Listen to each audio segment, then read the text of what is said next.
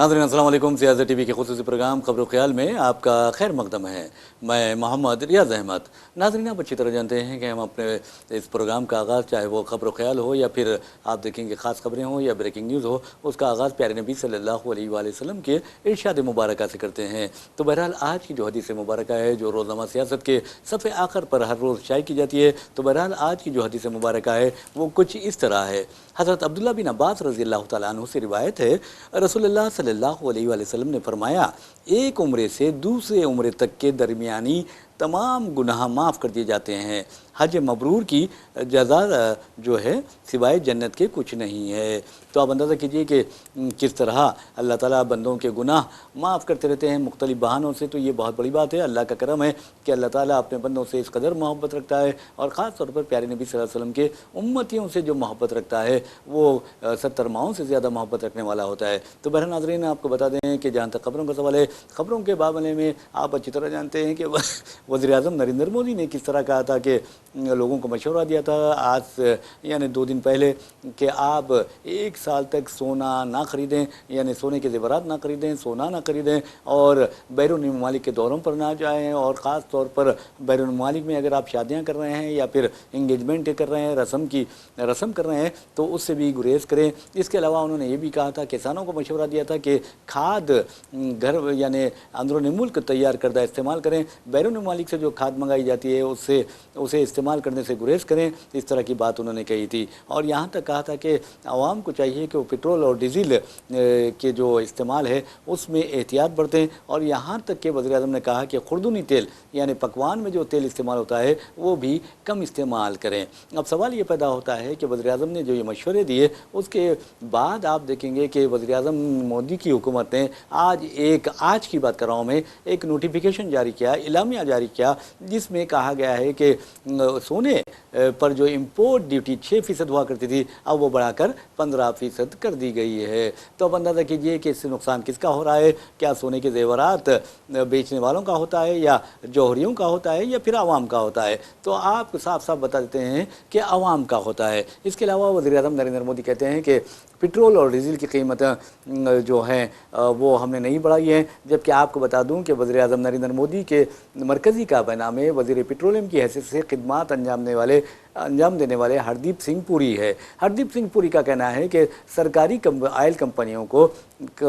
रोज़ाना 1000 करोड़ रुपए का नुकसान हो रहा है। और इसके अलावा आपको ये बता दूं कि जिस अंदाज़ में वज़ीर-ए-आज़म कहते हैं कि आप लोग पेट्रोल और डीज़ल की इस्तेमाल में एहतियात बरतें, तो बताइए कि आज खर्च हुक्म आवाम करें तो क्या करें? वज़ीर-ए-आज़म नरेंद्र मोदी ने क्या एहतियाती इक़दामात किए हैं? अब वो कुछ कहते हैं तो कहते हैं कि भाई आलमी सतह पर हालात ख़राब है, गैर यकीनी की कैफियत पाई जाती है, ईरान के ख़िलाफ़ अमेरिका और इसराइल ने जो जंग छेड़ रखी है उसके नतीजे में ये महंगाई बढ़ती जा रही है, हम इसके लिए ज़िम्मेदार नहीं हैं। तो आपको ये बताना ज़रूरी है नाज़रीन कि आने वाले दिनों में आप ज़रूर देखेंगे कि किस तरह के हालात हिंदुस्तान में पैदा होने वाले हैं। महंगाई नुक्ते उरूज पर पहुंच जाएगी, और ख़ास तौर पर पेट्रोल और डीजल की कीमतों में भी इजाफा हो सकता है, इसमें कोई दो राय नहीं है। हम बिल्कुल ये सब हालात देखकर आपको ये बात बता रहे हैं। और आपको ये बताना ज़रूरी है कि वज़ीर-ए-आज़म ने जिस अंदाज में इम्पोर्ट ड्यूटी में इजाफा कर दिया है उससे आवाम का नुकसान है, व्यापारियों का या ताजरीन का कोई नुकसान नहीं है, हुकूमत का कोई नुकसान नहीं है,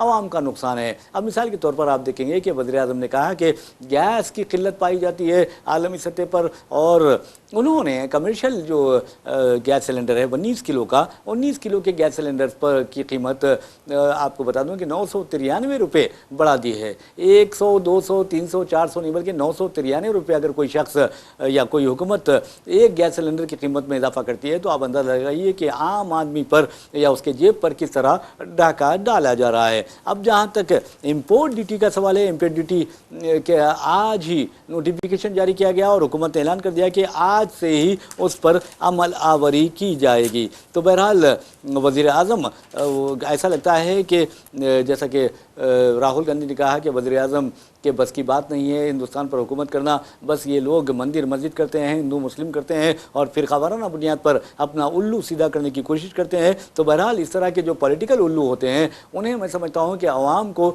सबक सिखाना चाहिए। आवाम ये सोच समझ कर फैसला करना चाहिए कि ये लोग क्या हुकूमत करने के काबिल है, ये लोग क्या महंगाई पर काबू पाने के काबिल है, ये लोग क्या रुपए को डॉलर के मुकाबले में मुस्तहकम बनाने के काबिल है, ये सोचना चाहिए। और ये भी सोचना चाहिए कि क्या ये लोग जो बड़े बड़े दावे करते हैं हुब्बुल वतनी के, अपने आप को कौम परस्त कहते हैं। और आपको बता दूं कि इनके जो उस्ताद हैं, इनके जो अतालिक हैं, इनके जो मेंटोर है यानी मोहन भागवत, उनका एक बयान आता है तेलंगाना के निज़ामाबाद में। वो कहते हैं कि हिंदुओं को मुत्तहिद हो जाना चाहिए। अरे मेरे भाई शर्म कीजिए, हिंदुओं को मुत्तहिद हो जाने के बजाय आप ये कहते कि हिंदुस्तानियों को मुत्तहिद हो जाना चाहिए, तो ये बात होती आपके कौम परस्त होने का सबूत होता। लेकिन आप एक मजहब के लोगों को कह रहे हैं कि मुत्तहिद हो जाओ, तो फिर आप क्या करना चाहते हैं? क्या खाना जंगी चाहते हैं मुल्क में? क्या फिरका वाराना फसादात चाहते हैं? या मजहबी खुतूत पर लोगों को तकसीम जो आप कर रहे हैं उसके जरिए मुल्क को तबाह व बर्बाद करना चाहते हैं, उस तरह जिस तरह अंग्रेजों ने डिवाइड एंड रूल की पॉलिसी इख्तियार की थी, मोहन भागवत भी क्या यही काम कर रहे हैं? यह सोचने वाली बात है।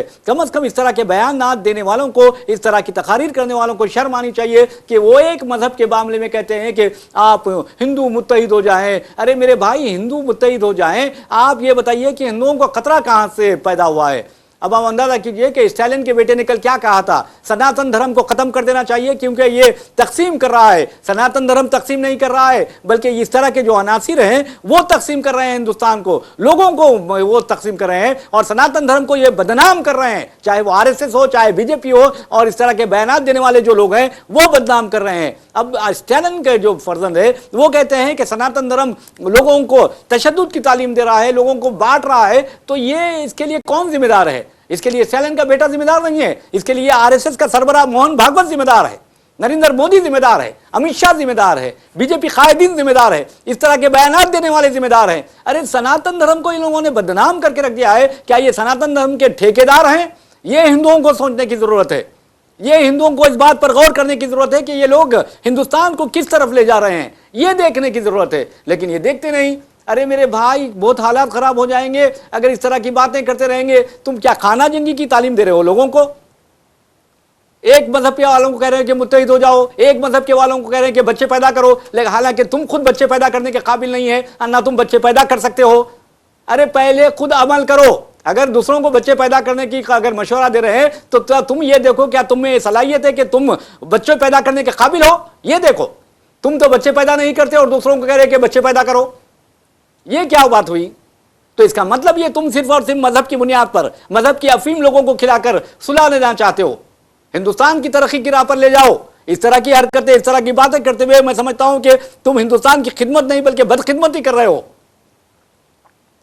तो बहरहाल नाज़रीन, आपको बता देंगे जहां तक हमारे वज़ीर आज़म नरेंद्र मोदी का सवाल है, उनकी हुकूमत ने इंपोर्ट ड्यूटी में इजाफा कर दिया है, 6% जाकर अब 15% हो गई है।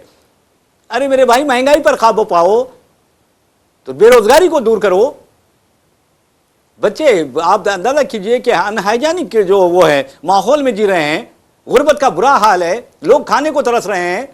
अरे वज़ीर आज़म नरेंद्र मोदी को मालूम है कि हिंदुस्तान की तारीख में ऐसा मंजर हिंदुस्तान ने नहीं देखा। खुद वज़ीर आज़म नरेंद्र मोदी ने कोरोना वायरस की आलमी वबा के दौरान जिस तरह का लॉकडाउन नाफिज कर दिया गया था, गैर दानिशमंदाना फैसला किया था और इंतहाई बेवकूफ़ाना फैसला किया था, उस वक्त दिल्ली, दारुल हुकूमत दिल्ली, और आपको बता दूं कि ये बीजेपी की हुकूमत में हुआ, वहां पर एक ट्रक के नीचे कुत्ता आ जाता है और एक शख्स जो भूख के मारे तड़पता है वो जाकर कुत्ते का गोश्त खाने लगता है। क्या वज़ीर आज़म ने वो मंजर देखा? क्या आरएसएस के सरबराह ने वो मंजर देखा है? अगर आरएसएस के सरबराह मोहन भागवत वो मंजर देखते तो नहीं कहते कि हिंदुओं को मुत्तहिद हो जाना चाहिए। अरे मेरे भाई शर्म करो। ये कहते कि हिंदुस्तानियों को मुत्तहिद हो जाना चाहिए तो मैं कहता कि ये कौम परस्त है।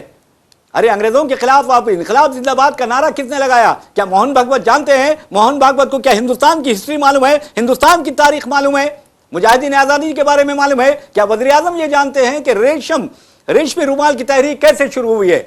आजाद हिंद की फौज किसने कायम की थी? उसमें कौन कमांडर थे? क्या वज़ीर आज़म ये जानते हैं? हरगिज़ नहीं जानते। ये तारीख से नावाकिफ लोग हैं।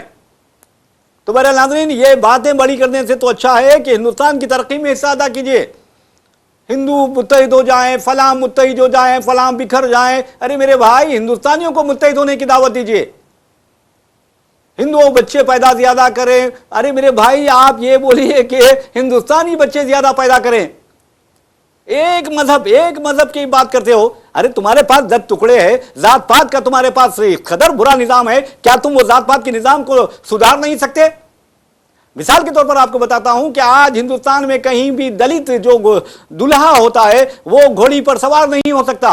अगर वो सवार होता है तो आलाजाद के जो सनातनी हैं उसे मार मार कर बेदम कर देते हैं। हद तो यह है, इबरत का मुकाम यह है, मोहन भागवत के लिए शर्म की बात यह है कि आप देखेंगे कि दलित दूल्हा अपने सर पर हेलमेट पहनकर वो घोड़ी पर सवार हो रहा है। वो किसी मंदिर में अगर दलित जाता है तो उसको दूध से धोते हैं। तो यह है तुम्हारा मजहब। मोहन भागवत को यह चीजें बुराइयां जो है जात पात की हिंदू मत में या सनातनियों में वो दूर करना चाहिए। अरे इंसानियत क्यों अहमियत दीजिए। एक दलित अगर मस्जिद मंदिर में जाता है तो तुम क्यों इस कदर परेशान होते हो? क्या अपवित्र हो जाता है? क्या वो इंसान नहीं है? तुम्हारा इस दलित का खून लाल है, तुम्हारा खून क्या ग्रीन है? यह सोचने वाली बात है। अरे आप हमेशा डिवाइड एंड रूल की बात करते हो, अंग्रेजों के दलाल की तरह बात करते हो। अंग्रेजों ने भी डिवाइड एंड रूल की बात की थी, हिंदू मुस्लिम को लड़ाने की बात की थी। लेकिन आज भी अगर हम आजाद हैं तो फिर इसके बाद ये इस तरह की बातें क्यों करते हो? तो बहरहाल एक और खबर की जानिब लिए चलते हैं। एक तो वज़ीर आज़म नरेंद्र मोदी ने इंपोर्ट ड्यूटी में इजाफा कर दिया है और दूसरी तरफ आपको बताते हैं कि हमारे मुमलिकती वज़ीर दाखिला बंडी संजय के बेटे को नोटिस दी गई कि वो पुलिस तहकीकात यानी पाक्सो केस में जो उसके खिलाफ मुकदमा दर्ज किया गया है उसमें हाजिर हो, पुलिस के साथ पुलिस जो तहकीकात कर रही है उसमें ताउन करे। लेकिन आपको बता दूं कि वो इस तरह यानी कोई ताउन नहीं कर रहा है। बताया जाता है कि केटीआर ने बहुत अच्छी बात कही कि वज़ीर आज़म नरेंद्र मोदी ने बेटी बचाओ बेटी पढ़ाओ का नारा लगाया था। अब ऐसा लगता है कि बेटा भगाओ बेटा बचाओ का नारा अब वो तब्दील हो गया है। तो बहरहाल बंडी संजय के बेटे के खिलाफ जो मुकदमा दर्ज किया गया है एक 17 साल लड़की के साथ मुंह काला करने का। और आपको ये भी बता दूं कि उस लड़की ने इल्जाम आयद किया है कि बंडी भगीरथा बंडी ने एक नहीं 2 मरतबा एक फार्म हाउस दो मुख्तलिफ फार्म हाउस में उसके साथ मुंह काला किया था, उसको जबरदस्ती शराब पिलाई थी। जबकि बंडी संजय कहते हैं कि मेरा बेटा बेकसूर है और उसने मुझे बताया है कि डैडी मैंने कुछ भी नहीं किया। अगर कुछ भी नहीं किया तो क्या वो लड़की पागल है या फिर लड़की जानबूझकर आपको स्तन कर रही है? एक सवाल पैदा होता है। वैसे भी नाज़रीन आपको बता दूं कि पुलिस ने स्पेशल इन्वेस्टिगेशन टीम तश्कील दी है और उस टीम ने आज पेट बशीराबाद पुलिस स्टेशन में बंडी भगीरथा को मदऊ किया था, उसे दावत दी थी, उसका समन जारी किया था कि नोटिस दी थी कि तुम आओ, आपसे पूछगछ की जाएगी, आपसे पूछताछ की जाएगी। लेकिन पुलिस के जराये का कहना है कि वो नहीं पहुंच पाया। 2 बजे तक उसे पहुंचना था लेकिन पहुंच नहीं पाया। अब देखना है कि बंडी संजय का क्या रद्द-ए-अमल सामने आता है। वैसे भी नाज़रीन आपको बता दूं कि जो डीसीपी कोकटपल्ली की हैं वो इस एसआईटी की क़यादत कर रही हैं। और आपको ये बता दूं कि बंडी संजय के बेटे ने जमानत क़ब्ल गिरफ्तारी के लिए अर्जी दाखिल की है हाई कोर्ट में, तेलंगाना हाई कोर्ट में। तो बहरहाल अब देखना यह है कि तेलंगाना हाई कोर्ट में उनकी अर्जी कबूल की जाती है या नहीं की जाती है, ये एक अहम सवाल है और इस सवाल को लेकर बड़ी दिलचस्पी का इजहार भी किया जा रहा है। वैसे भी जहाँ तक बंडी संजय का सवाल है, बंडी संजय ये कहते हैं कि उन्हें यानी दुश्मनी का निशाना बनाया जा रहा है, उन्हें उनके जो हरीफ हैं उन्हें निशाना बना रहे हैं, जबकि उन्होंने कभी भी कोई ऐसा काम नहीं किया जिससे शर्मिंदगी का सामना करना पड़े।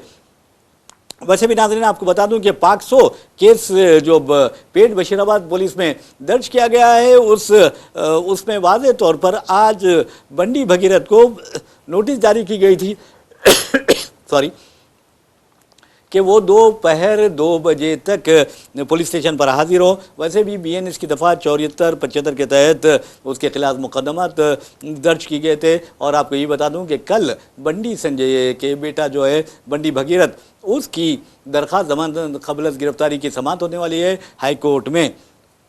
वैसे भी आपको बता दूं कि ये मुमलिकती वज़ीर दाखिला का बेटा है। अगर आम आदमी का बेटा होता तो अब तक उसे गिरफ्तार कर लिया जाता, अब तक उसको मार मार कर उसके हाथ पैर भी तोड़ दिए जाते और इनकाउंटर भी हो जाता। लेकिन अब बंडी भगीरथ को अब देखेंगे कि तेलंगाना हाई कोर्ट पर तमाम की नज़रें हैं और जजेस पर तमाम की नज़रें हैं और ये देखा जाएगा कि क्या जजेस दबाव में काम करेंगे, क्योंकि एक ऐसे शख्स को जिस पर पाक्सो के तहत मुकदमा दर्ज है, क्या उसको जमानत क़ब्ल गिरफ्तारी दी जा सकती है क्योंकि वो मरकजी मुमलिकती वज़ीर दाखिला का बेटा है। अब ये आजमाइश है जजेस की, अब ये आजमाइश है तेलंगाना हाईकोर्ट की, अब ये आजमाइश है तेलंगाना पुलिस की। तो बहरहाल बंडी संजय के बारे में पुलिस अहदेदारों का कहना है कि ये मफरूर है, बंडी संजय का जो बेटा है भगीरथ वो मफरूर है और ऐसे में उसके खिलाफ सख्त कार्रवाई हो सकती है। तो बहरहाल नाज़रीन, हमने आपको ये खबर बताई है। दूसरी खबर, जैसा कि हमने आपको बताया कि किस तरह वज़ीर आज़म नरेंद्र मोदी ने एक बहुत बड़ा फैसला लिया है और सोने और चांदी पर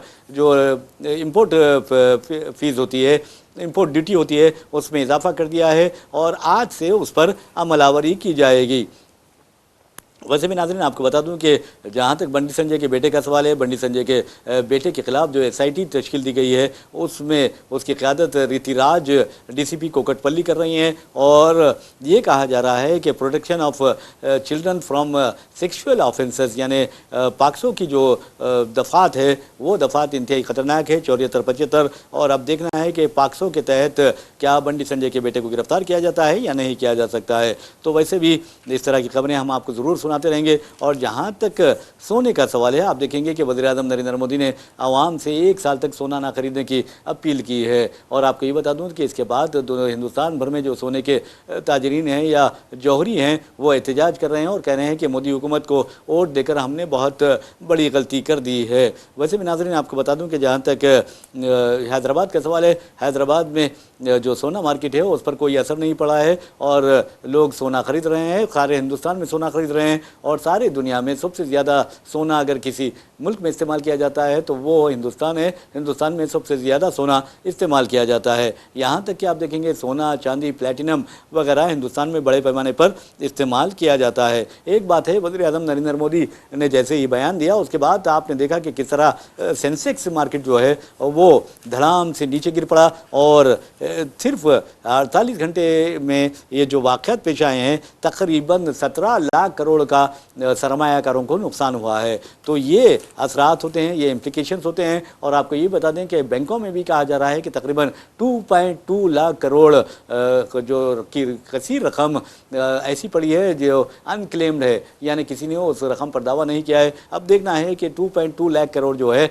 वो किसको दिया जाता है, क्या मंदिरों को दिया जाता है या फिर आप देखेंगे कि तालीमी इदारों के क़याम के लिए, अस्पतालों के क़याम के लिए या अस्पतालों की तामीर में वो रकम खर्च की जाती है। क्योंकि अगर इस तरह अनक्लेम्ड जो रकम होती है उसे फलाही खिदमात के लिए खर्च कर देनी चाहिए। ख़ासतौर पर आप देखेंगे स्कूल्स हैं, हॉस्पिटल्स हैं, उसकी तामीर में अगर आप करेंगे तो बहुत बेहतर रहेगा। तो ये तो खबर रही है। और आपको ये भी बताते हैं कि जहाँ तक उत्तर प्रदेश से भी ये खबर आ रही है नाज़रीन, आपको बता दें कि उत्तर प्रदेश में मुलायम सिंह यादव जो साबिक़ चीफ मिनिस्टर उत्तर प्रदेश रहे, फिर वज़ीर दिफा भी थे, तो बहरहाल समाजवादी पार्टी के बानी हैं मुलायम सिंह यादव, उनका छोटा बेटा जिसका नाम प्रतीक यादव बताया गया था, प्रतीक यादव 38 साल की उम्र में इंतकाल कर गया है। वो बीजेपी लीडर अपर्णा यादव के शौहर थे, यानी प्रतीक यादव की जो बीवी है अपर्णा यादव, उसने बहैसियत बीजेपी उम्मीदवार मुकाबला भी किया था और शिकस्त भी खा गई थी। अखिलेश यादव के ये सौतेले भाई है। तो बहरहाल नाज़रीन अब देखना यह है कि पोस्टमार्टम रिपोर्ट आने के बाद ही सही तौर पर कहा जा सकता है कि आखिर प्रतीक यादव की मौत कैसे हुई। वैसे भी ये कहा जाता है कि सुबह 5 बजे प्रतीक यादव की तबीयत ख़राब हुई और फिर डॉक्टर्स की एक टीम वहाँ पर उनके घर पहुँची और वहाँ देखा कि उनकी हालत नाजुक है। तो फिर उन्हें अस्पताल मुंतकिल किया गया और अस्पताल मुंतकिल करने के बाद तकरीबन 5:30 को अस्पताल मुंतकिल किया गया सुबह 5:30 बजे और 5:55 पर प्रतीक यादव की मौत हो गई है। तो बहरहाल इस मौत पर सियासी हलकों में और जो वहाँ के समाजी हलके हैं वहाँ बहुत ज़्यादा दुख का इजहार किया जा रहा है। चीफ मिनिस्टर योगी आदित्यनाथ ने भी अफसोस का इजहार किया है, जबकि अखिलेश यादव जो उनके सौतेले भाई है तो बहरहाल उन्होंने भी अफसोस का इजहार किया है। नाज़रीन एक और ख़बर सोनिया गांधी से मुताल्लिक़ है और आपको बताते हैं कि सोनिया गांधी जो 79 ईयर्स की हैं उनके बारे में कहा जा रहा है कि जारी साल तीसरी मरतबा उन्हें मेदांता हॉस्पिटल मुंतकिल किया गया है, जहाँ पर उनकी छोटी सी सर्जरी की जाने वाली थी। लेकिन बाद में जयराम रमेश जो कांग्रेस के तर्जुमान हैं उन्होंने वाज़े तौर पर एक बयान दिया और कहा कि सोनिया गांधी चंद टेस्ट या चंद तिब्बी मायनों के लिए मेदांता हॉस्पिटल पहुंची थी और फिर उन्हें मायने करने के बाद डिस्चार्ज कर दिया गया है और वो घर आ चुकी हैं, ये वापस आ चुकी हैं। हैं, ये बात उन्होंने कही है। तो कई लोगों ने अब तशवीश का इजहार भी किया था, लेकिन तशवीश की कोई बात नहीं है। नाज़रीन, हम आपको लिए चलते हैं एक और ख़बर की जानिब। उस खबर का ताल्लुक़ है तमिलनाडु से। तमिलनाडु में आपने देखा कि असम्बली इंतखाबात में जो फिल्म स्टार हैं विजय की पार्टी टीवीके को ज़बरदस्त कामयाबी मिली, लेकिन वो जादुई अदद तक पहुंच नहीं पाई थी, क्योंकि 108 उम्मीदवार उसके कामयाब हुए थे। और फिर आपने देखा कि जो जादुई अदद था वो 118 था। उसके बाद गवर्नर ने जिस तरह का रवैया अख्तियार किया, बार बार टीवीके के सरबराह विजय गवर्नर से मिलते रहे, हुकूमत तश्कील देने के लिए दावत देने का मुतालबा किया, लेकिन उनकी दरख्वास्त को गवर्नर की जानिब से मुस्तरद कर दिया गया था।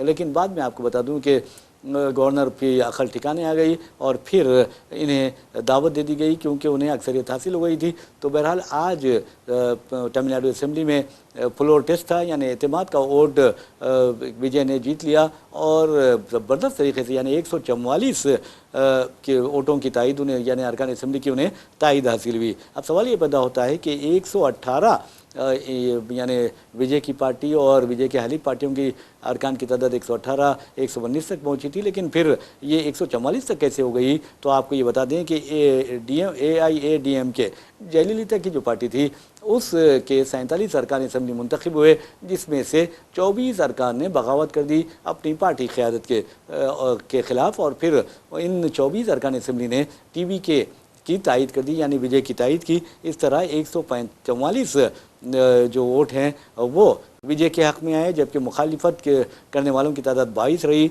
और 5 ऐसे लोग थे MLA अरकान असम्बली थे जिन्होंने ना तायद की ना मुखालिफत की। तो बहरहाल नाज़रीन, जहाँ तक DMK का सवाल है, साबिक़ चीफ मिनिस्टर स्टैलिन की जो पार्टी है उसके 59 यानी 59 अरकान असम्बली ने बाइकाट किया। तो वैसे भी नाज़रीन, जहाँ तक विजय की पार्टी को तायद व हिमायत का सवाल है, तो इसमें कांग्रेस के 5 और लेफ्ट फ्रंट यानी दोनों कम्युनिस्ट पार्टियों के 2-2 यानी 4 यानी 9 हो गए। फिर VCK के पार्टी जो VCK पार्टी है उसके 2 यानी 11 हो गए, और इंडियन यूनियन मुस्लिम लीग के 2 अरकान असम्बली यानी 13 अरकान ने इसकी तायद की है, विजय की तायद की। और विजय की तायद करने के बाद आप देखेंगे कि वो अक्सरियत हासिल हो गई थी, लेकिन 108 में से 3 नशस्तें, यानी एक तो स्पीकर का वोट यानी गिनती में नहीं किया आता है या शुमार नहीं किया जाता। फिर उसके बाद आप देखेंगे कि विजय 2 हल्कों से कामयाब हुए थे, तो 1 हल्के का भी वोट वो शुमार नहीं किया जाता, ये 2 हो गए। फिर एक विजय की पार्टी के एक रुकन जो हैं वो सिर्फ 1 वोट से मुंतखब हुए थे, इसलिए वो अदालत में मुकदमा ज़ेर दौरा है, इसलिए भी वो अपने वोट का इस्तेमाल नहीं कर सकते थे।